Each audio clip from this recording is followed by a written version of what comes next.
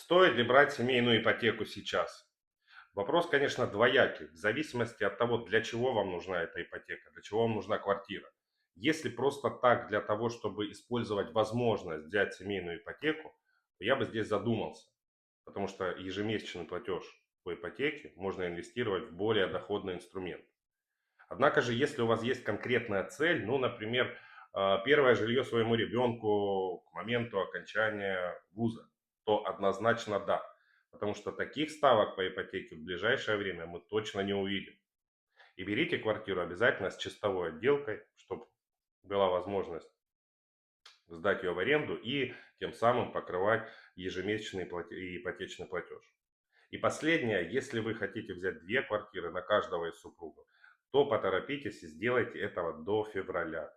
Потому что после февраля месяца возможность будет взять одну ипотеку на семью.